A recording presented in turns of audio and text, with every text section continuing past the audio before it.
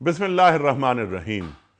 इन्नल्लाह व मलाइकतहु युसल्लूना अलन नबी या अय्युहल्लज़ीना आमनू सल्लु अलैहि व सल्लिमू तस्लीमा।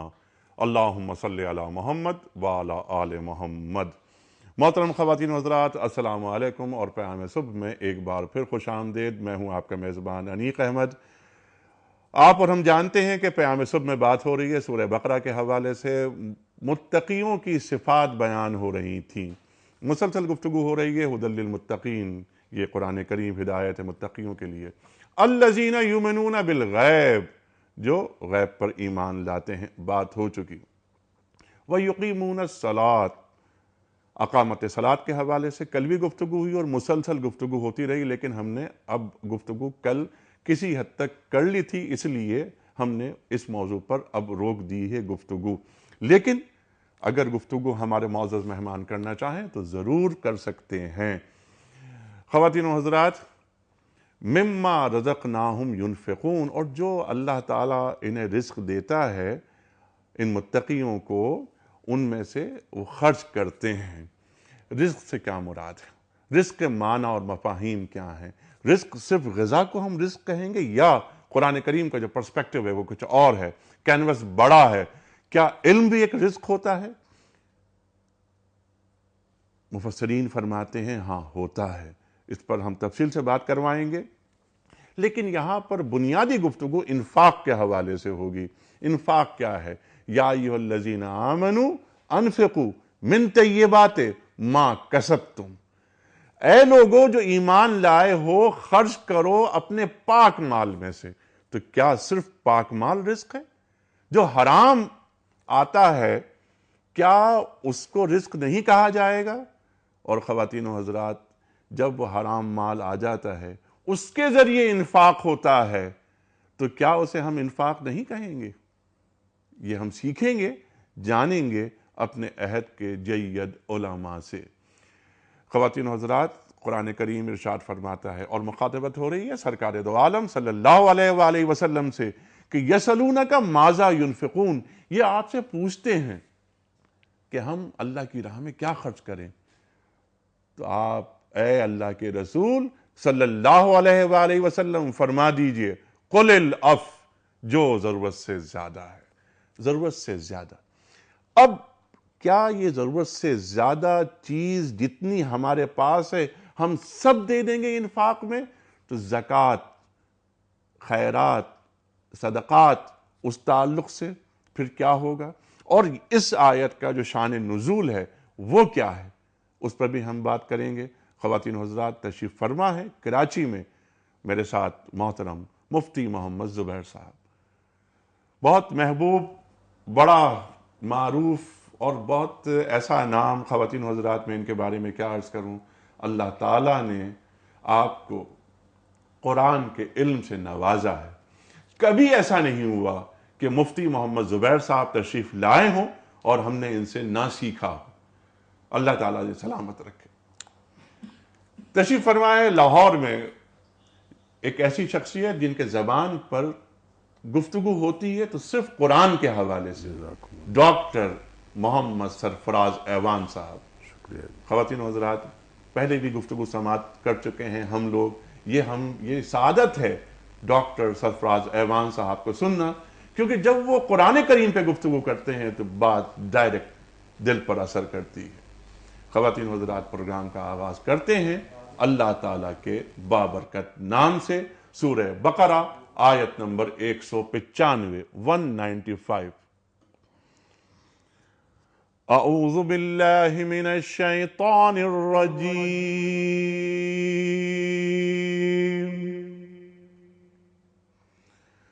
बिस्मिल्लाहिर रहमानिर रहीम।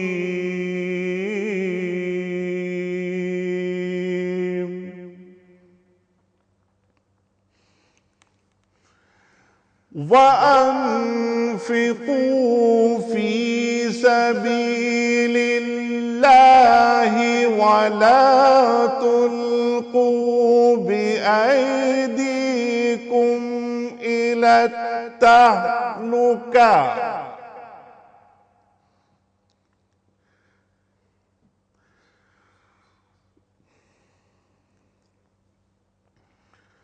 وَأَحْسِنُوا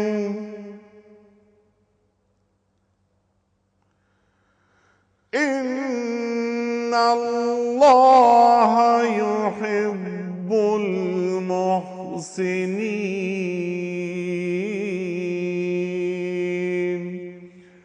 صدق اللہ العظیم۔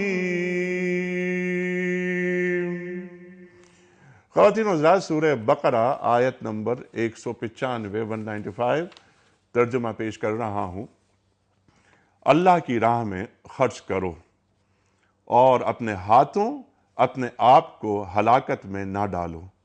احسان کا طریقہ اختیار کرو کہ اللہ محسنوں کو پسند کرتا ہے۔ صدق اللہ العظیم۔ خواتین و حضرات، اس سے پہلے کہ میں رکھوں پہلا سوال مفتی صاحب کے سامنے، کل پوچھے گئے سوال کا درست جواب اور آج کا سوال۔ کل سوال یہ رکھا تھا ہم نے آپ کی خدمت میں کہ سبت والے دن کی بے حرمتی کرنے والوں کو اللہ تعالیٰ نے کیا سزا دی؟ درست جواب، بندر بنا دیا۔ آج کا سوال نوٹ فرما لیجئے، کن لوگوں کے بارے میں قرآن کریم میں بیان ہوا ہے کہ مرنے کے بعد بھی ان کو رزق ملتا ہے؟ 3 آپشنز: زکوٰۃ ادا کرنے والے، اللہ کی راہ میں شہید ہونے والے، یا باقاعدگی سے نماز پڑھنے والے۔ درست جواب روانہ فرمانے کے لیے ہمارے ٹیلی فون نمبرز ہیں 009221343 اور 981۔ ہمارا ای میل ایڈریس ہے ps@dunyatv.tv۔ ہمارا SMS کا نمبر 3031۔ نمبرز اسکرین پر آ رہے ہیں، نوٹ فرما لیجئے۔ پروگرام کا آغاز کرتے ہیں محترم مفتی محمد زبیر صاحب سے۔ وَمِمَّا رَزَقْنَاهُمْ يُنْفِقُونَ۔ ارشاد۔ بسم اللہ الرحمن الرحیم، نحمدہ ونصلی علی رسول الکریم، اما بعد۔ قرآن کریم کی سورۃ البقرہ کی ابتدا کے اندر آپ نے ایک لفظ اور ایک جملہ پڑھا، ھدی للمتقین، کہ قرآن کریم کتاب ہدایت ہے متقین کے لیے۔ اور وہ متقین اللہ کی نظر میں کون لوگ ہوتے ہیں؟ ان اکرمکم عند اللہ اتقاکم، جن کے لیے سورۃ الحجرات کے اندر کہا گیا کہ اللہ کے ہاں لائق احترام، لائق اکرام، لائق انعام تقوی والے ہیں۔ سبحان اللہ۔ جگہ جگہ قرآن کریم کے اندر تقوی کا تذکرہ آیا ہے۔ میں چاہوں گا کہ متقین پر بھی ایک تھوڑی سی بات ہو جائے، پھر مما رزقناہم ينفقون پر انشاءاللہ۔ بھائی انیق صاحب، صورتحال یہ ہے کہ اللہ رب العزت نے جتنی عبادتیں قرآن کریم کے اندر بیان فرمائی ہیں، اگر آپ قرآن کا گہرا مطالعہ فرمائیں تو اندازہ ہوتا ہے کہ ہر عبادت کے ساتھ اللہ نے تقوی کا لفظ ضرور استعمال فرمایا ہے، ٹھیک، اور یہ بات فرمائی کہ اس عبادت کا مقصود اصلی تقوی ہے۔ ٹھیک، نماز کا جہاں تذکرہ ہے، اقیموا الصلاۃ وآتوا الزکاۃ ان الصلاۃ کانت علی المؤمنین کتابا موقوتا، جہاں جہاں پر بھی نماز کا تذکرہ آیا تو بتایا گیا کہ اس کا مقصد یہ ہے کہ تمہارے دل کے اندر خشیت پیدا ہو جائے اور تقوی تمہارے دل کے اندر آ جائے۔ روزے کو آپ دیکھتے ہیں، یا ایھا الذین آمنوا کتب علیکم الصیام کما کتب علی الذین من قبلکم لعلکم تتقون، روزہ فرض کیا گیا تاکہ تم کو تقوی حاصل ہو جائے۔ نماز کا تذکرہ، ساتھ میں تقوی کا تذکرہ، روزے کا تذکرہ، ساتھ میں تقوی کا تذکرہ۔ اب ہم آ جاتے ہیں حج کی طرف۔ حج کے اندر صورتحال کیا ہے؟ الحج اشہر معلومات فمن فرض فیہن الحج، ان آیات کے اندر آپ دیکھیں وَتَزَوَّدُوا فَإِنَّ خَيْرَ الزَّادِ التَّقْوَىٰ، زاد راہ اختیار کرو لیکن بہترین زاد راہ تقوی ہے۔ سبحان اللہ۔ حج کا، حرمین کی زیارت کا مقصد اللہ کے ہاں کیا ہے؟ من يعظم شعائر اللہ فإنہا من تقوی القلوب، سورۃ الحج کے اندر اللہ تعالیٰ نے ارشاد فرمایا جو اللہ کے شعائر کی تعظیم کرتا ہے یہ دلوں کے تقوی کا معاملہ ہے۔ تو نماز کا تذکرہ تقوی، روزے کا تذکرہ تقوی، زکوٰۃ کا تذکرہ تقوی، حج کا تذکرہ تقوی۔ قربانی پر آ جائیں، لن ینال اللہ لحومها ولا دماؤها ولکن ینالہ التقوی منکم، اللہ کو تمہاری جانور کا گوشت پوست نہیں ملتا، ہاں تقوی اللہ رب العزت کو ملتا ہے۔ تو پتہ چلا کہ ہر عبادت کا مقصد اصلی تقوی ہے، تقوی کو حاصل کرنا ضروری، تقوی بنیاد ہے، تقوی کے گرد پورے کا پورا قرآن کریم چلتا ہے۔ ھدی للمتقین، اللہ رب العزت نے فرمایا اب وہ جو متقین لوگ ہوتے ہیں، مقصود تمام عبادتوں کا تقوی، ان متقین کی صفت کیا ہوتی ہے؟ پہلی صفت بیان کی الذین یؤمنون بالغیب، یہ غیب پر ایمان لاتے ہیں۔ مولانا علی میاں صاحب رحمۃ اللہ علیہ ہندوستان کے ایک بہت بڑے عالم گزرے ہیں، مفکر اسلام گزرے ہیں، ان کی کتاب منصب نبوت اور اس کے عالی مقام حامدین، اس میں انہوں نے انبیاء کی محنت کا نقشہ کھینچا ہے۔ بہت ہی خوبصورت بات انہوں نے فرمائی، آپ صلی اللہ علیہ وسلم کا انقلاب کیا تھا، آپ صلی اللہ علیہ وسلم نے کیا چیز دنیا میں برپا فرما دی، دنیا کی کیسے کایا پلٹی گئی۔ یہ سارے کے سارے لوگ تعارف خدا کے منکر ہو چکے تھے، رب کو یہ نہیں جانتے تھے، شرک ان کی گھٹی کے اندر پڑ چکا تھا۔ اس کے ساتھ ساتھ دو چیزیں تھیں، ظاہری نظر آنے والی چیز کو مانتے تھے، غیب کو نہیں مانتے تھے، نقد کو تسلیم کرتے تھے، ادھار کو نہیں مانتے تھے۔ یہ ان کی عام صفات تھیں، یہ ان کا عام طرز عمل تھا۔ انبیاء کی محنت کا آپ اندازہ لگائیے، انہوں نے کیسی انسانیت پر محنت کی کہ انہوں نے نظر آنے والے ظاہری بادشاہوں، مورتیوں، مندروں، بتوں، بڑے درخت، بڑی قبر، بڑا سورج، بڑی چاند کی روشنی، ان سے ہٹا کر ایک اندیکھے خدا کی طلب پر مائل کیا۔ انسانیت کو ایک تو لے کر کے اندیکھے خدا کی طلب پر، یہ ہے الذین یؤمنون بالغیب۔ انبیاء کی محنت کا آپ اندازہ لگائیں، یہ تیار ہی نہیں ہے اس سے ماورا کسی اور چیز کو دیکھنے کے لیے، ان کو لا کر کے اس جگہ اسٹیج پر پہنچا دیا۔ یہ سب کچھ نہیں ہے، در حقیقت اللہ رب العزت جو پردہ غیب کے اندر ہے وہ ہے خالق کائنات۔ ایک تو اس کے اوپر لائے، یہی بہت بڑا کام تھا کہ ان کو غیب کے اوپر خدا کی ذات پر ایمان لے آئے، یہی بہت بڑا کام تھا کہ ان کو اس کے اوپر مائل کر دیا جاتا۔ لیکن ساتھ ساتھ یہ کیا کہ اس اندیکھے خدا کی طلب پر بھی آؤ، اس کے ایک ادنا اشارے پر جان قربان کرنے کے لیے بھی تیار ہو جاؤ۔ اچھا، پھر یہ دوسرا کام بھی ہو گیا۔ پھر تیسرا کام یہ، جان قربان کر دو گے تو اس دنیا میں ملے گا بھی کچھ نہیں، جو کچھ ملے گا بھی آخرت کے اندر۔ گویا کہ سب کچھ کروایا، ایک اندیکھے خدا کی طلب پر مائل کروایا، دنیا میں بھی کچھ نہیں ملے گا ابھی آخرت کے اندر، اور یہ سب کچھ آخرت میں ثواب کی توقع اور طلب اور امید پر کروایا، یقینی بھی نہیں ہے۔ اس لیے کہ آپ کو پتہ ہے اہل سنت والجماعت کا عقیدہ یہ ہے کہ کوئی انسان اگر ساری زندگی اچھے اعمال کرتا رہے تو کوئی ضروری تو نہیں، اللہ پر واجب تو نہیں ہے کہ اللہ اس کو بخشے، اللہ تعالیٰ پر کوئی فرض تو نہیں ہے کہ اللہ تعالیٰ اس کو بخشے۔ بخشش ہوگی خدا کے فضل و کرم سے، اعمال سے تو ہوگی نہیں۔ خود آپ صلی اللہ علیہ وسلم کی صریح احادیث کے اندر یہ بات آتی ہے۔ تو اتنا بڑا انقلاب انبیاء کرام نے پیدا کیا۔ اس انقلاب کی پہلی سیڑھی تھی الذین یؤمنون بالغیب۔ پھر میں نے آپ کو بتایا کہ خدا کی طلب پر مائل کیا، یہ ہے وَیُقِیمُونَ الصَّلَاةَ۔ پھر یہ کہ جان اور مال قربان کرنے کے لیے تیار ہو جاؤ، یہ ہے وَمِمَّا رَزَقْنَاهُمْ يُنْفِقُونَ۔ یہ ہے در حقیقت ان متقین کی بنیادی صفات۔ یہاں پر آپ نے فرمایا جان اور مال دونوں، یعنی یہاں پر جان کا بھی ذکر آپ نے فرمایا، اس پہ بھی ہم بات کروائیں گے کہ کیا یہاں پر وَمِمَّا رَزَقْنَاهُمْ يُنْفِقُونَ سے مراد جان بھی ہے یا صرف مال ہے یا انفاق کی قسمیں ہیں؟ جیسا میں نے انٹرو میں عرض کیا تھا، کیا علم بھی یہاں زیر بحث ہم لا سکتے ہیں؟ چلتے ہیں ڈاکٹر سرفراز احوان صاحب کی طرف۔ ڈاکٹر صاحب، یہ یؤمنون بالغیب اور تقوی پر طویل گفتگو ہوئی اور پچھلے پروگرام سے بھی ہو چکی ہے۔ اس پر قرآن کریم کی جو وہ آیت ہے جو گفتگو میں نہیں آئی مفتی صاحب کے، جو بہت اہم آیت کہ یا ایھا الذین آمنوا اتقوا اللہ حق تقاتہ ولا تموتن الا وانتم مسلمون۔ تقوی وہ اختیار کرو کہ جو حق ہے، تو کیا وہ ہم حق ادا کر سکتے ہیں؟ لیکن اس پہ گفتگو ہو چکی ہے ماضی میں بہت زیادہ۔ میں یہ چاہ رہا ہوں کہ وَمِمَّا رَزَقْنَاهُمْ يُنْفِقُونَ، اللہ کی راہ میں خرچ کرو، انفاق کرو۔ اور مفتی صاحب جیسا فرمایا کہ جان اور مال دونوں، آپ کیا فرمائیں گے؟ بسم اللہ الرحمن الرحیم۔ وَمِمَّا رَزَقْنَاهُمْ يُنْفِقُونَ پر گفتگو انشاءاللہ العزیز جاری رہے گی۔ اگر آپ اجازت دیں تو کل جو یقیمون الصلاۃ پر گفتگو ہوئی اس میں ایک پہلو ذرا قدر تشنہ رہ گیا تھا، اگر آپ اجازت دیں تو میں اس پر چند باتیں عرض کر دیتا ہوں۔ ارشاد ضرور۔ نماز ارکان اسلام میں سے دوسرا ایک اہم اور بنیادی رکن ہے، اور تمام انبیاء علیہم الصلاۃ والتسلیمات کی شرائع میں نماز کا حکم رہا ہے۔ حضرت اسماعیل علیہ السلام کا ذکر فرمایا تو فرمایا وَكَانَ يَأْمُرُ أَهْلَهُ بِالصَّلَاةِ وَالزَّكَاةِ، کہ وہ اپنے گھر والوں کو نماز کا اور زکوٰۃ کا حکم دیا کرتے تھے۔ بنی اسرائیل کا جہاں تذکرہ کیا تو وہاں فرمایا وَقَالَ اللَّهُ إِنِّي مَعَكُمْ لَئِنْ أَقَمْتُمُ الصَّلَاةَ وَآتَيْتُمُ الزَّكَاةَ، کہ اللہ نے ان سے عہد کیا کہ میں تمہارے ساتھ ہوں، میری تمام نصرتیں تمہارے ساتھ ہیں اگر تم نماز پابندی سے اہتمام کے ساتھ بجا لاؤ گے اور زکوٰۃ دو گے۔ اسی طرح حضرت موسیٰ علیہ السلام کا ذکر ہے تو وہاں فرمایا وَأَقِمِ الصَّلَاةَ لِذِكْرِي، میری یاد کے لیے آپ نماز قائم کیجئے۔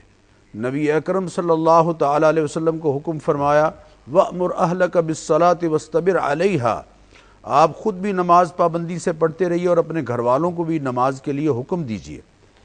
اسی طرح قرآن کریم میں آپ دیکھیے کہ اقیم الصلاۃ کا حکم اقیمو کے لفظ کے ساتھ 12 مرتبہ آیا ہے، اور اقیم الصلاۃ کے ساتھ 4 مرتبہ آیا ہے، اور صلی کے ساتھ 2 مرتبہ آیا ہے۔ تو معلوم ہوا نماز کا بڑا اہتمام ہے۔ 123 مرتبہ قرآن کریم میں نماز کی ادائیگی کا حکم ہے۔ اور کل آپ بات کر رہے تھے کہ اقامت صلاۃ کیا ہے، تو اقامت صلاۃ کے 2 معنی، ایک تو مفسرین کے ہاں اور علماء کے ہاں، اور ایک عوام کے ہاں اور عجمی تصوف میں۔ بس میں چاہتا ہوں اس کی وضاحت بہت ضروری ہے۔ اللہ تعالیٰ نے قرآن کریم میں سورہ حج کی آیت نمبر 41 میں فرمایا الذین ان مکناہم فی الارض اقاموا الصلاۃ وآتوا الزکاۃ وامروا بالمعروف ونہوا عن المنکر، جب ہم انہیں اقتدار بخشتے ہیں زمین میں، جب ہم نے انہیں اقتدار بخشا تو انہوں نے کیا کیا؟ نماز کا نظام قائم کیا۔ اب اقامت صلاۃ کے وہ معنی جو مفسرین نے کیے ہیں وہ یہ ہے کہ نماز کو اس کے آداب اور شرائط کے ساتھ پابندی سے ادا کرنا۔ جیسے حضور نے فرمایا صلو کما رأیتمونی اصلی، نماز تم ویسے پڑھو جیسے مجھے نماز پڑھتا ہوا دیکھتے ہو۔ چنانچہ آداب اور شرائط کے ساتھ نماز کو پابندی سے ادا کرنا یہ اقامت صلاۃ ہے۔ حضور اکرم صلی اللہ علیہ وسلم نے فرمایا کہ اس شخص کی نماز درست نہیں ہے جو رکوع کے بعد اپنی کمر سیدھی نہیں کرتا اور سجدے میں چلا جاتا ہے، اور 2 سجدوں کے درمیان کمر سیدھی نہیں کرتا اور سجدے میں چلا جاتا ہے۔ اور فرمایا بدترین چور وہ ہے جو نماز میں چوری کرے۔ صحابہ نے عرض کیا یا رسول اللہ نماز کی چوری کیا ہے؟ فرمایا رکوع کے بعد کمر سیدھی نہ کرنا اور سجدے میں چلے جانا، اور 2 سجدوں کے درمیان کمر سیدھی نہ کرنا اور دوسرے سجدے میں چلے جانا۔ ایک فرد آئے اور انہوں نے آ کے نماز پڑھی اور حضور اکرم صلی اللہ علیہ وسلم کو سلام کیا۔ آپ نے فرمایا ارجع فصلی فإنک لم تصلی، جاؤ دوبارہ جا کے نماز پڑھو، تم نے جو نماز پڑھی ہے وہ نہ پڑھی جیسی ہے۔ تو معلوم ہوا کہ وہ تعدیل ارکان کا لحاظ نہیں رکھ رہے تھے، اس لیے ان کو بار بار فرمایا گیا کہ ہر رکن کے ساتھ انصاف کرو، جسے تعدیل ارکان کہتے ہیں، جو ہمارے ہاں واجب کے درجے میں ہے، اس کا اہتمام ضروری ہے۔ یہ تو ہے اقامت صلاۃ جو مفسرین کے ہاں ہے۔ ایک ہے عجمی تصوف میں اقامت صلاۃ۔ ٹھیک ہے، اچھا یہ بات سن لیجئے پلیز۔ ٹھیک۔ عجمی تصوف میں اقامت صلاۃ کیا ہے؟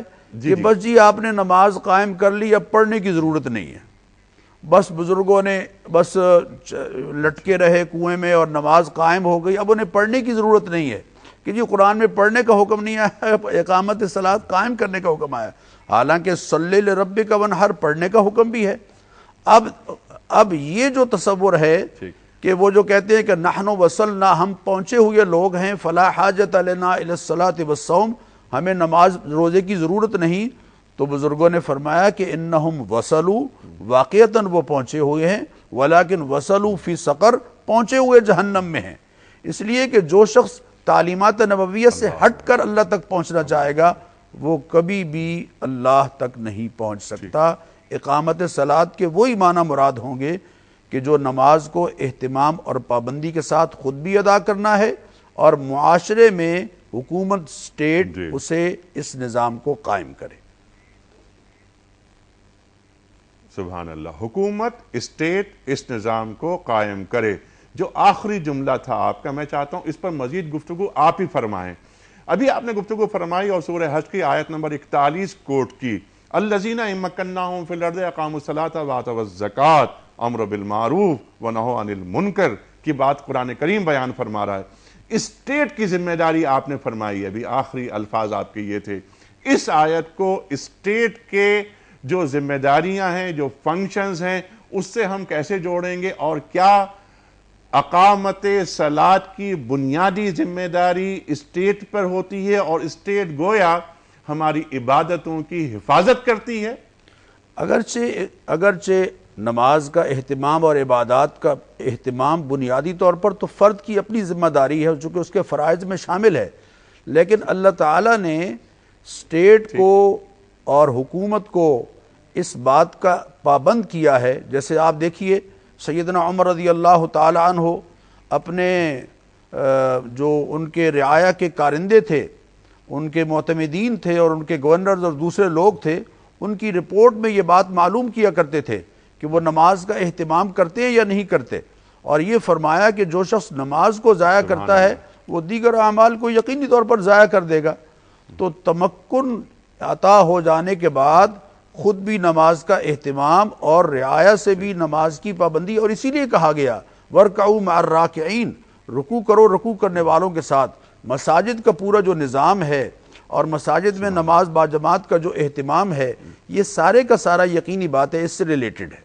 اور زکوٰۃ کی ادائیگی اور امر بالمعروف یعنی لوگوں کو بھلائی پر آمادہ کرنا اور ان کے لیے سازگار ماحول مہیا کرنا، وَنَهُوا عَنِ الْمُنْكَرِ اور برائی سے ڈسکرج کرنا، حوصلہ شکنی کرنا اور برائی کے ذرائع کو اور مسدود کرتے چلے جانا، یہ یقیناً اسٹیٹ کی ذمہ داری ہے. سبحان اللہ سبحان اللہ. یہ اقام الصلاۃ کے تعلق سے یہ بات ہو گئی، جو بالغیب کے حوالے سے بات ہوئی، ایمان بالغیب کے حوالے سے اگلی بات بھی ہو گئی. اب ہم اس پہ آ جاتے ہیں وَبِمَّا رَزَقْنَاهُمْ يُنْفِقُونَ. یہاں پر رزق سے کیا مراد ہے؟ جیسے میں نے انٹرو میں ایک بات عرض کی تھی کہ کیا صرف غذا اس کو ہم کہتے ہیں، یا جیسے آپ نے فرمایا کہ جان اور مال کا انفاق. میں نے عرض کی تھی کہ علم کا انفاق، کہ اگر صاحبان علم ہیں آپ تو یہ ذمہ داری ہے اللہ کی جانب سے کہ علم کو بانٹا جائے. کیا یہ ذمہ داری قرآن بتاتا ہے؟ دیکھیے مما رزقناہم ینفقون جو ہے اس کا بڑا وسیع مفہوم ہے. رزقناہم رزق کا ایک معنی ہے جو کچھ ہم نے عطا کیا. اب آپ کو پتہ ہے کہ علم ایک ایسے لطیف جوہر کا نام ہے جو اللہ رب العزت کی طرف سے عطا کیا جاتا ہے. علم کی بھی زکوٰۃ ہوتی ہے، اسی طریقے سے عزت اس کی بھی زکوٰۃ ہے، عقل شعور اس کی بھی ایک زکوٰۃ ہے، صفات حسنہ اس کی بھی زکوٰۃ ہے، تقوی ہے، توکل ہے، قناعت ہے، اسی طریقے سے تواضع ہے، عاجزی ہے، انکساری ہے، ان کی بھی زکوٰۃ ہے. یہ بھی اللہ کی طرف سے دیا گیا. آپ صلی اللہ علیہ وسلم نے جہاں کہیں پر بھی علم کا تذکرہ فرمایا اس میں اس علم کو اللہ کی طرف منسوب فرمایا کہ اللہ رب العزت آپ نے دیا، آپ کا دیا ہوا علم اللہ جانتا ہے، اللہ نے جو کچھ دیا. صحابہ کرام بے شمار سوالات کے موقع پر اللہ اور اس کے رسول بہتر جانتے ہیں. اللہم انفعنی بما علمتنی وعلمنی ما ینفعنی، یعنی اللہ کی طرف اس کو منسوب کیا گیا. اب بندوں کو جو کچھ عطا ہوتا ہے یہ اللہ رب العزت کی طرف سے عطا ہوتی ہے. جب یہ اللہ رب العزت کی طرف سے عطا ہے تو وسیع ترین مفہوم کے اندر یہ چیز اس کے اندر شامل ہے. رزق بھی شامل ہے، علم بھی شامل ہے، غذا اور خوراک بھی شامل ہے. لیکن اگر آپ یہاں اس وقت اس آیت کے مخصوص پس منظر کے اندر آئیں اور آ کر کے صرف مما رزقناہم ینفقون کے لفظی معنی پر آئیں تو اس کا بھی ایک تصور ہے جس کو سمجھنا چاہیے. تصور یہ ہے، سب سے اوپر ہے ایمان بالغیب، یہ ہے سب سے اوپر مقسم.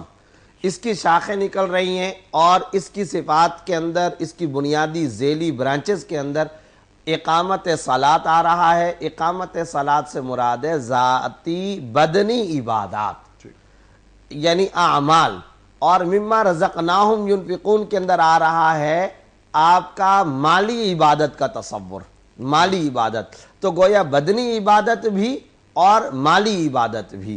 اب بدنی عبادت آپ کو پتہ ہے کہ نماز کے اوپر پیسہ نہیں خرچ ہوتا، وہ آ گیا بدنی عبادت کے اندر. اور جو مالی عبادت مما رزقناہم ینفقون، یہاں ایک بات ذہن میں رکھنی چاہیے، یقیمون الصلاۃ کے اندر صرف فرائض مراد نہیں ہے بلکہ اس میں تصور صلاۃ مراد ہے. اور تصور صلاۃ کے اندر نوافل بھی آئیں گے، فرائض واجبات سارا کچھ آئے گا. اسی طرح مما رزقناہم ینفقون یعنی جو کچھ ہم نے عطا کیا اس میں سے خرچ کرتے ہیں. اس تصور کے اندر بھی صرف زکوٰۃ نہیں ہے. ایک عجیب بات ہے قرآن کریم میں جہاں کہیں پر زکوٰۃ کو مراد لیا گیا وہاں اللہ رب العزت نے خاص طور پہ زکوٰۃ کا لفظ استعمال فرمایا. یہ جو ہے مما رزقناہم ينفقون، یہ جیسے آپ نے انٹرو کے اندر آیت پڑھی وانفقوا. نہیں اب اچھا ایک سوال میرا صرف سوری دو باتیں، ایک تو مکہ مکرمہ سے ایک کال ہے اور دوسری بات آپ نے یہ فرمایا کہ قرآن کریم میں زکوٰۃ کا لفظ جہاں آیا ہے وہ زکوٰۃ ہی کے معنوں میں آیا زکوٰۃ، لیکن انما الصدقات للفقراء وہاں پر صدقات کا لفظ آیا اور زکوٰۃ کے معنوں میں آیا. زکوٰۃ کے معنوں میں آیا. ٹھیک ہے، لیکن میں پہلے کال لے لوں. مکہ مکرمہ سے کال آئی ہے. مکے نے دیا خاک جنیوا کو یہ پیغام، جمعیت اقوام کی جمعیت آدم. اقبال فرماتے ہیں. جی السلام علیکم عبد المالک صاحب.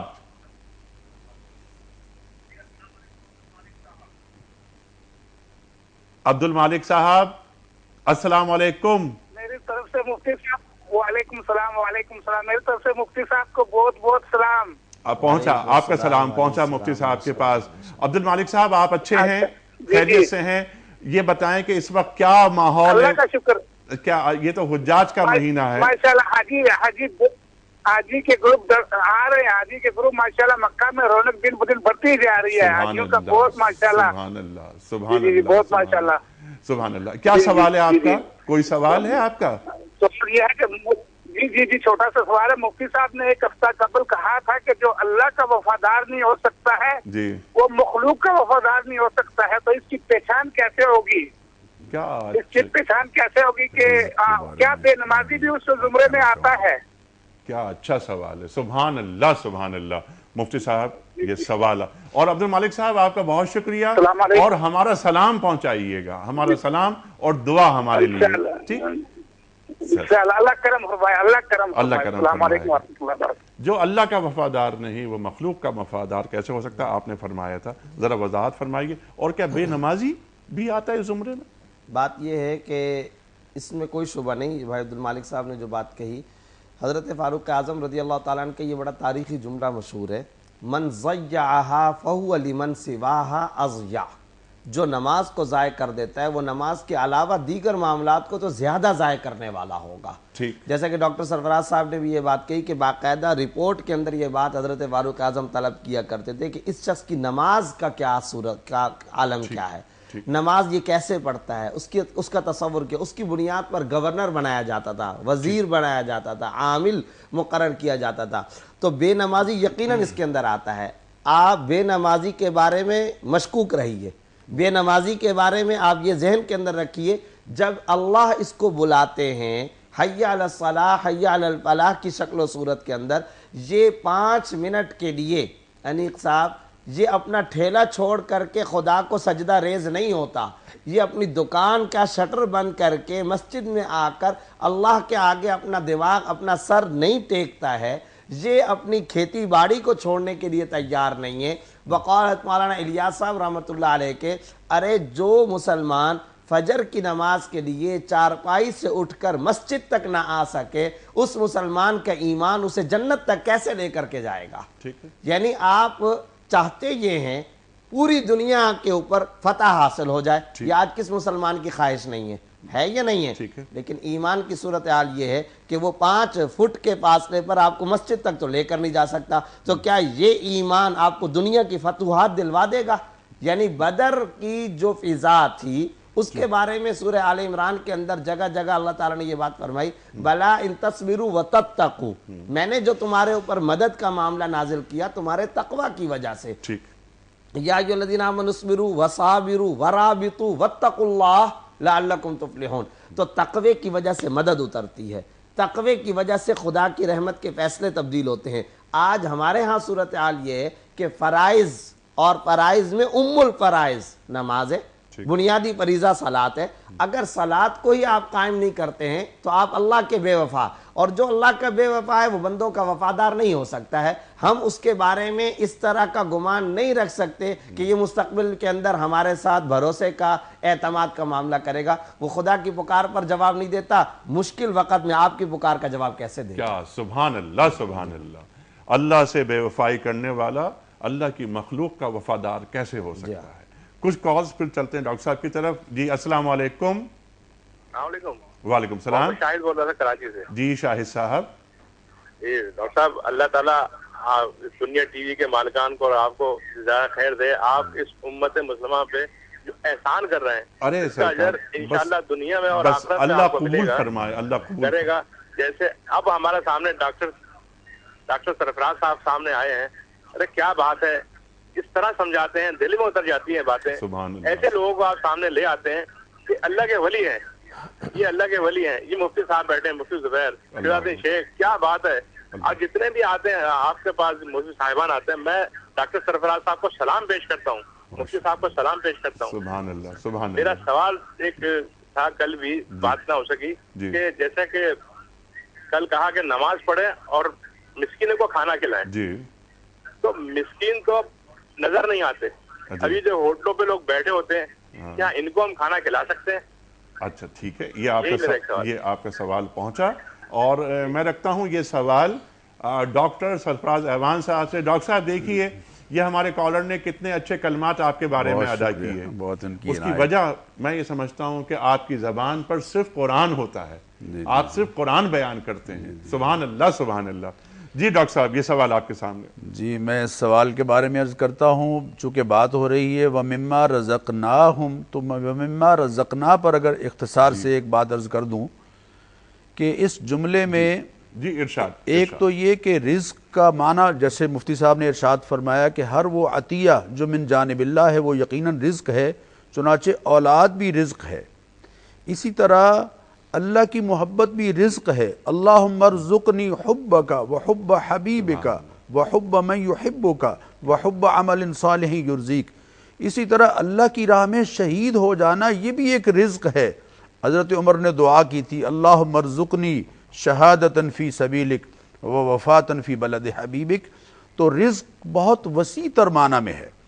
اور وَمِمَّا رَزَقْنَا میں ایک خاص بات جو ہمیں سمجھائی گئی ہے وہ یہ کانسیپٹ ہے کہ مال کے بارے میں ایک وہ تصور ہے جو عالم کفر کے ہاں ہے کہ سرمایہ کے مالک ہم خود ہیں، اور دوسرا تصور وہ ہے جو قرآن نے دیا ہے کہ سرمایہ کا حقیقی مالک اللہ تعالیٰ ہے. چنانچہ اللہ تعالیٰ نے جگہ جگہ ارشاد فرمایا کُلُوا مِمَّا رَزَقَكُمُ اللَّهُ، کھاؤ اس میں سے جو اللہ نے تمہیں رزق دیا ہے. اور دیکھیے بہت خوبصورت جملہ ایک جگہ ارشاد فرمایا سورہ نور میں آتوہم من مال اللہ الذی آتاکم، دو انہیں وہ مال جو اللہ نے تمہیں دیا ہے.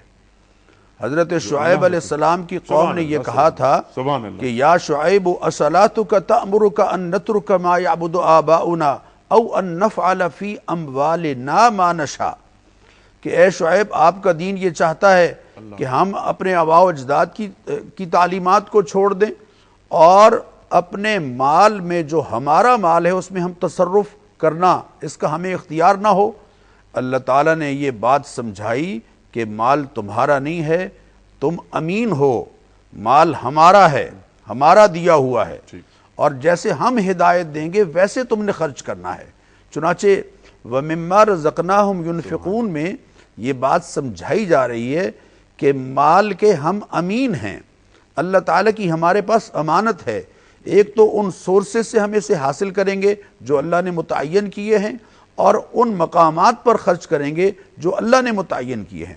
چنانچہ کل آخرت میں جو اللہ تعالیٰ کے ہاں سوال ہوگا ان سوالوں میں سے اس وقت تک آدمی اپنے مقام سے قدم نہیں ہلا سکے گا جب تک ان سوالوں کا جواب نہ دے لے. عن عمرہ فیما افناہ وعن شبابہ فیما ابلاہ وعن مالہ من این اکتسبہ. مال کے بارے میں سوال یہ ہوگا کہ تمہارے سورسز آف انکم کہاں کیا تھے، حلال ذرائع سے کمایا ہے یا حرام ذرائع سے کمایا ہے. وفیما انفقہ، اور خرچ کہاں کیا ہے، اپنی مرضی سے خرچ کیا ہے یا ہماری ہدایات اور تعلیمات کے مطابق خرچ کیا ہے. جہاں تک میرے بھائی نے جو سوال کیا ہے، سبحان اللہ. ڈاکٹر صاحب یہ بات جی سوال جو کیا ہے اس کے بارے میں یہ بات بہت اہم، میں چاہتا ہوں تفصیل سے. جی آپ فرمائیے. میں عرض کر رہا ہوں کہ اچھا میں یہ کہہ رہا تھا کہ یہ جو کسب حلال جو ہے یہ بہت اہم موضوع ہے. میں چاہتا ہوں تفصیل سے آپ ان پر بات کریں. کچھ کاز ہم لے لیتے ہیں. صرف ایک جملہ میں عرض کروں گا کہ جو پیٹ میں ہمارے حرام جاتا ہے اس کے اثرات नस्लों पर मुरतब होते हैं। ये जहन में रखनी चाहिए बात। और ये जो बात आपने फरमाई, जो अल्लाह ने माल हमें दिया जिसके हम अमीन हैं, ये हलाल माल की बात हो रही है। या अय्युहल्लज़ीना आमनू अनफिकू मिन तय्यिबाति मा कसबतुम, ये कुरान करीम इरशाद फरमाया। डॉक्टर साहब मैं चाह रहा हूँ आप बात करें इस पर, लेकिन कुछ कॉज ले लेते हैं पहले। अस्सलाम वालेकुम। अस्सलाम वालेकुम। जी वालेकुम अस्सलाम। डॉक्टर साहब मैं ये क्वेश्चन पूछना चाह रही थी कि ये कैसे पता लगेगा कि हमारी जो हम नमाज अदा कर रहे हैं वो कबूल हो रही है। अच्छा। और दूसरा ये मैं पूछना चाह रही थी कि क़ज़ाए उम्री जो है उसका हिसाब किस तरह लगाया जाए और किस तरह उसको अदा किया जाए। अच्छा, क़ज़ाए उम्री का हिसाब कैसे लगाया जाए, ठीक है, बिल्कुल ठीक है। अगली कॉल भी ले लेते हैं। अस्सलाम वालेकुम। वालेकुम अस्सलाम व रहमतुल्लाहि व बरकातहू। जमाल अर्ज कर रहा हूँ, आपकी माशाल्लाह प्रोग्राम जो है इतना स्पिरिचुअली एलिवेट करता है और आपके माशाल्लाह आलमाना गुफ्तगू आपके जो रहनुमा दीनी आपके साथ होते हैं। मैं ये अर्ज करूँगा, नमाज मैं सुन रहा हूँ, ये है कि हम जहाँ इसके रूहानी बहुत फायदे बयान किए गए हैं और इसमें खशू खजू का पहलू जो है वो भी बहुत ही इम्पोर्टेंट है, लेकिन उसके साथ साथ जो आपके दुनियावी इसके फायदे हैं, वर्ल्डली फायदे हैं, और जो आपके बदनी फायदे हैं, जो आपकी इसको मेडिकली जो इसके फवायद हैं, वो भी लोगों को बताने चाहिए कि अगर आप 5 वक्त की नमाज पढ़ लें तो मैं समझता हूँ 5 मील की सैर जो है आपको हासिल हो जाती है। आपकी मेडिटेशन, ये योगा जो आजकल के पॉपुलर थीम्स बने हुए हैं, ये उससे इतनी अफजल अल्लाह ताला ने आपको ये मौका दिया हुआ है। यहाँ मैं अर्ज करना एक और चाहूंगा कि मैं समझता हूँ कि नमाज जहाँ तक पढ़ ली आपने मस्जिद में अफजल उसकी फजीलत जैसे बयान की जा चुकी है, अगर घर भी पढ़े, लेकिन ये मैं समझता हूँ एक अल्लाह से एक ओथ है, 5 वक्त की ओथ है। जैसे आपने एक प्रेसिडेंट ओथ लेता है, प्राइम मिनिस्टर, फिर ओथ को निभाना पड़ता है। ये ओथ है जो अल्लाह से आप 5 वक्त लेते हैं, हर बंदा लेता है, यानी अल्लाह के अहकाम और उसवा हसना रसूल अकरम सल्लम के अमल के उनकी सुन्नत पे अमल करना, ये आप उससे ओथ लेते हैं। आपको बाद में नमाज के बाद जो आपके मामलात है दुनिया में 99% उन्हें भी पूरा करना पड़ता है। ये नहीं कि आपने नमाज पढ़ ली और उसके बाद आपने नमाज की स्पिरिट को बुला दिया, यानी फलाह का पहलू तमाम तर जो है इसका सोशल जो एस्पेक्ट्स हैं, जो इसके वेलफेयर के एस्पेक्ट्स हैं, जो स्टेट के एस्पेक्ट्स हैं, वो आपको पूरे करने होते हैं। ये मुसलमान के ऊपर बहुत बड़ी जिम्मेदारी वो लेता है।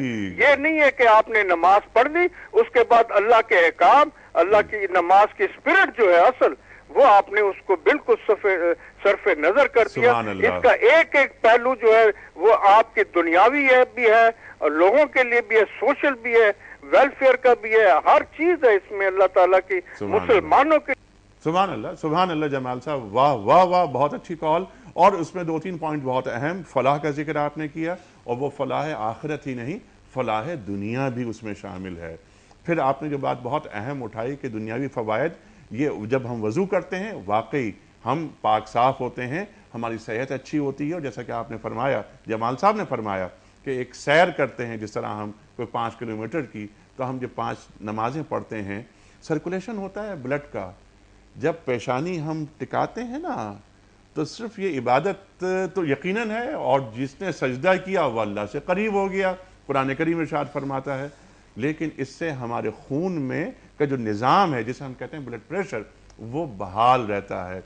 वज़ू करने वाला आदमी या वज़ू में हमेशा रहने वाला आदमी कभी हाई ब्लड प्रेशर का मरीज नहीं हो सकता। ऐसा ही है मुफ्ती साहब, ये बहुत अहम बातें हैं। लेकिन तवज्जो आपने दिलाई, बहुत अच्छी बात जमाल साहब, बहुत सारी बातें हैं। मैंने हमेशा एक बात मैं अर्ज करता हूँ कि कुरान करीम का तर्जुमा नहीं हो सकता, तर्जुमानी हो सकती है। एक एक आयत या एक एक लफ्ज़ पर महीनों बात हो सकती है, ये इस कलाम का एजाज है। लेकिन कुछ बातें हम चाह रहे थे कि मज़ीद करें, लेकिन कुछ सवालात मैं चाहता हूं कि वो आपसे ले लूं। उसके बाद मैं चाहता हूं कि कसब हलाल वो क्या होती है, वो मैं डॉक्टर साहब से पूछूंगा, वक्त भी कम रह गया। ये जो सवाल थे कि कैसे पता चलेगा कि हमारी नमाज कबूल हो गई। गुजारिश ये है कि किसी इबादत के करने के बाद अगर उस इबादत का दोबारा मौका मिले تو یہ علامت ہوتی ہے اس بات کی کہ اللہ رب العزت راضی ہیں اور اللہ نے پہلے والی عبادت کو قبول کیا ہے. اسی طریقے سے نماز کے اندر یا دعا کے اندر اگر آپ کے دل میں خشیت کے اندر اضافہ ہو رہا ہے، ان الصلاۃ تنہی عن الفحشاء والمنکر، آپ گناہوں سے بچتے چلے جا رہے ہیں، اس کا مطلب ہے کہ نمازیں آپ کی قبول ہو رہی ہیں. دوسرا سوال تھا قضاء عمری سے متعلق. اس کا جواب یہ ہے کہ قضاء عمری جو نمازیں رہ جاتی ہیں ان نمازوں کو ادا کرنا لازم ہے. ذمے سے آپ اس وقت تک بری ذمہ اور فارغ اور ساقط ذمہ نہیں ہو سکتے جب تک کہ آپ ان نمازوں کو ادا نہ کریں، چاہے وہ کتنے ہی عرصے کی کیوں نہ ہو. اس لیے بالغ ہونے کے بعد ایک محتاط اندازہ کاغذ قلم اٹھا کر کے لکھ لیا جائے، میں اتنی عمر کے اندر بالغ ہوا تھا یا بالغ ہوئی تھی، یاد ہے تو ٹھیک، نہیں یاد تو مرد کو 15 سال، عورت کو 12 سال کی عمر سے 11 سال کی عمر سے احتیاطاً یہ ایک کاغذ پر فگر لکھ لینا چاہیے. اس کے مطابق ان نمازوں کی ادائیگی کا اہتمام کرنا چاہیے. 6 نمازوں کی، سنتوں کی قضا نہیں ہوگی، فرائض کا اہتمام کرنا اور ان کو ادا کرنا شرعاً لازم ہے. اور یہ کام خود کرنا ہے. جی ہاں، پیسے لے کر، پیسے کسی کو دے کر اس کام پر معمور نہیں کر دینا ہے. یہاں ہم نے دیکھا ہے سوسائٹی میں ہماری یہ ہونے لگا ہے، یہ بھی ہونے لگا ہے. ایک کام اور یہ ہونے لگا ہے کہ جی رمضان کے آخری جمعۃ الوداع کے موقع پر آپ ایک جا کر کے 1-2 رکعت پڑھ لیں اور فلاں علاقے کے اندر جہاں سارے ڈرائیور بھی جمع ہو جاتے ہیں، جہاں سارے کے سارے لوگ جمع ہو جاتے ہیں، یہ 2 رکعتیں آپ نے کیا ادا کی تو ساری نمازیں آپ کی ادا ہو گئی. یہ خلاف شریعت تصور ہے، اس کی دین میں کوئی اصل نہیں ہے. نماز پڑھیں اور مسکینوں کو کھانا کھلائیں. شاہد صاحب کا سوال آیا تھا، ذرا اس کی وضاحت فرمائیں. اس کے بارے میں انہوں نے کہا کیا ہوٹل کے باہر جو لوگ ہوتے ہیں کیا ان کو، جواب اس کا یہ ہے مختصراً کہ ان کو کھانا کھلا سکتے ہیں، کھلانا چاہیے. دیکھیں اطعموا الطعام کا قرآن کریم کے اندر جہاں کہیں حکم ہے اس کے اندر یہ بہت اہم بات ہے کہ مستحق زکوٰۃ ہونے کی قید نہیں ہے. زیادہ سے زیادہ اگر وہ غنی یا غیر مستحق زکوٰۃ بھی ہو تب بھی کھانا کھلانے کا اپنا ایک بہت بڑا درجہ اور مقام بلند ہے. کھانا کھلانے کی انتہائی سخت فضیلت، زبردست فضیلتیں ہیں، ان فضائل کو حاصل کرنا چاہیے. میں ایک چھوٹی سی بات ذکر کرنا چاہتا ہوں، پھر اگر آپ کوئی اور کال لینا چاہیں، ڈاکٹر صاحب سے بات کرنا چاہیں تو ضرور کیجئے. مما رزقناہم ینفقون، تشنا رہ جائے گا، 2 پہلو سامنے آنے چاہیے. یہاں پر ہے مما رزقناہم ینفقون. مما یہ لفظ بتا رہا ہے کہ پورا رزق اللہ کے راستے میں خرچ کر دو، یہ اللہ کا مطالبہ نہیں ہے. رزق میں سے کچھ خرچ کر دو تو بھی تم انشاءاللہ متقین کی صفات کے اندر آ جاؤ گے. دوسرا پہلو جو ڈاکٹر صاحب بھی ارشاد فرما رہے تھے، رزقناہم، جو ہم نے تم کو دیا. اس مفہوم کو بہت وضاحت کے ساتھ اللہ تعالیٰ نے بیان کیا. نحن قسمنا بینہم معیشتہم فی الحیات الدنیا، ہم نے لوگوں کو رزق دیا ہے. سوشلزم کا تصور کیا ہے، اسی طریقے سے کیپٹلزم کا تصور کیا ہے. سوشلزم کا یہ کہ سارے مال کا اسٹیٹ مالک، حکمران مالک اور ریاست مالک، اور کیپٹلزم کے اندر کیا ہے، انسان خود تمام کے تمام مال کا مالک ہے. اسلام کا تصور یہ کہ مال کا اصل مالک جو ہے وہ اللہ رب العزت ہے. مما رزقناہم نحن قسمنا بینہم معیشتہم. اب ہونا تو یہ چاہیے جب یہ سارا رزق اللہ کا دیا ہوا ہے، اسی کی عطا ہے، تو اگر وہ اللہ یہ کہہ دے سارا خرچ کر دو تو کر دینا تھا. لیکن اللہ تعالیٰ کا فضل و کرم، شفقت و مہربانی اور احسان کہ مما رزقناہم ینفقون، اس میں سے کچھ بھی خرچ کر لو اللہ تعالیٰ قبول فرما لیتے ہیں. ایک بات یہ ذہن میں رکھنی چاہیے، جیسے اقامت صلاۃ، نماز کو قائم کرنا ایک اہم ترین فریضہ ہے اور اس کا ایک بہت بڑا بلند مقام ہے. مما رزقناہم ینفقون، یاد رکھیے کہ مال کو خرچ کرنا، اللہ رب العزت نے ایک اور جگہ پہ فرمایا کون ہے من یقرض اللہ قرضا حسنا، کہ اللہ کو قرضہ کون دے گا. انسانوں کو حکم تو یہ ہے کہ جب تم کسی سے قرضہ لو تو واپس ضرور دیا کرو. تو اگر میں اللہ کے راستے میں خرچ کرتا ہوں، کیا اللہ تعالیٰ غیور ذات رکھے گی؟ کبھی نہیں. وہ اس کو کئی گنا بڑھا چڑھا کر کے دے گی. گویا اللہ نے یہ قرض لیا. پھر فرمایا مثل الذین ینفقون اموالهم فی سبیل اللہ کمثل حبۃ انبتت. اب کیا ہے، 1 گنا 2 گنا، اور پھر واللہ یضاعف، اللہ کئی گنا بڑھاتا چلا جاتا ہے. تو یہ انفاق فی سبیل اللہ کی فضیلت ہے جو جگہ جگہ قرآن میں بیان ہوئی. بالکل ٹھیک ہے. لاسٹ منٹ ہے، میں چاہتا ہوں کنکلوڈ کرواؤں ڈاکٹر سرفراز ایوان صاحب سے، لیکن جو 2-3 باتیں ابھی رہ گئی ہیں وہ میں چاہوں گا کل آپ کے سامنے سوال یہ رکھوں، اور کل بھی آپ تشریف لائیں گے ہمارے پروگرام میں. انفاق کے حوالے سے پھر آپ نے بات کی تھی کہ یہ مالی عبادت کے ساتھ ساتھ جانی عبادت بھی ہے، تو وہ جانی عبادت کیسی ہے یہ وہ بھی ہم آپ سے پوچھیں گے. ڈاکٹر صاحب اس پروگرام کو کنکلوڈ کیجئے، اور کسب حلال پہ انشاءاللہ کل بات کریں گے، اور کل میری گزارش یہ ہے کہ آپ کل بھی تشریف لائیں انشاءاللہ. ڈاکٹر صاحب لاسٹ منٹ. بسم اللہ الرحمن الرحیم. یقینی بات ہے کہ متقین کے لیے جو یہ صفات متعین کی گئی ہیں، اس میں جہاں اقامت صلاۃ ہے وہاں انفاق فی سبیل اللہ بھی ہے، اور انفاق فی سبیل اللہ بہت بنیادی تقاضا ہے. جب امت کی ضرورت زکوٰۃ کی نسبت زیادہ بڑھ جائے تو پھر یہی ہے کہ یسألونک ماذا ینفقون، کس پر کتنا خرچ کریں، قل العفو، جو زائد ضرورت ہے وہ خرچ کر دیں. اور یہ خرچ کرنا جو ہے اس کے لیے بھی خاص طور پر ایک ترتیب بتائی ہے. قل ما انفقتم من خیر فللوالدین والاقربین والیتامى والمساکین وابن السبیل، کہ جب خرچ کرو تو سب سے پہلے تمہارے خرچ کی حقدار تمہاری ذات. ٹھیک ہے، ذات ہے، والدین ہیں، اقربین رشتہ دار ہیں، مساکین ہیں. اس پہ تمام گفتگو ہوگی انشاءاللہ کل ہوگی. وقت یہاں ختم ہو رہا ہے. بہت اہم پوائنٹس آپ نے اٹھائے ڈاکٹر صاحب. کل انشاءاللہ آپ سے پھر ملاقات ہوگی. مفتی صاحب آپ سے بھی کل ملاقات ہوگی. ایک پرچی نکال کر آپ اعلان کر دیں اس خوش نصیب کا جس کی خدمت میں ہم کتابوں کا تحفہ پیش کر رہے ہیں. اور جو بات آپ نے اٹھائی مفتی صاحب، بڑی اہم بات، سوشلزم کی بات آپ نے کی اور آپ نے بات کی کیپٹلزم کی. وہاں پر اسٹیٹ کے پاس تمام چیزیں ہو جاتی ہیں اور یہاں پر دولت جمع ہوتی ہے لامحدود انداز میں. قرآن کریم کا ارشاد فرماتا ہے اصول کہ لا یکون دولتم بین الاغنیاء منکم، دولت کنسنٹریشن آف ویلتھ نہ ہو، سرکولیشن آف ویلتھ ہو، گھومتی رہے دولت، چند ہاتھوں میں مرتکز نہ ہو جائے. یہ قرآن کریم ہمیں بتا رہا ہے. ارشاد فرمائیں. راشد محمود کینیڈا سے. راشد محمود صاحب کینیڈا سے آپ کی خدمت میں دنیا ٹی وی کی جانب سے کتابوں کا تحفہ. کل جو پوچھا سوال میں نے آپ سے خدمت میں جو رکھا تھا اس کا درست جواب، اور آج کا سوال، کل سوال یہ تھا کہ سبت والدین کی بے حرمتی کرنے والوں کو اللہ نے کیا سزا دی؟ صحیح جواب بندر بنا دیا. آج کا سوال نوٹ فرما لیجئے. کن لوگوں کے بارے میں قرآن کریم میں بیان ہوا ہے کہ مرنے کے بعد بھی ان کو رزق ملتا ہے؟ 3 آپشنز: زکوٰۃ ادا کرنے والے، اللہ کی راہ میں شہید ہونے والے، یا باقاعدگی سے نماز پڑھنے والے. درست جواب روانہ فرمانے کے لیے ہمارے فون نمبرز اسکرین پر موجود ہیں: 00922134300 00980 اور 981. ہمارا ای میل ایڈریس ہے ps@dunyatv.tv اور ہمارا SMS کا نمبر 3031.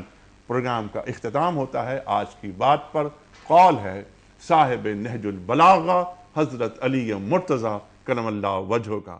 آپ فرماتے ہیں کہ جھوٹے آدمی کو اپنا دوست مت بناؤ، جھوٹے آدمی کو اپنا دوست مت بناؤ، وہ تمہیں ایک سراب کی طرح دھوکے اور فریب میں رکھے گا. جو چیز دور ہوگی اسے تمہاری نظروں کے قریب بنا کر پیش کرے گا، اور جو چیز قریب ہوگی اسے دور بنا کر سامنے لائے گا. خواتین و حضرات، انیق احمد کو اجازت. جہاں بات آج رکی ہے انشاءاللہ کل وہیں سے آغاز کریں گے. وَمِمَّا رَزَقْنَاهُمْ يُنْفِقُونَ. خدا حافظ.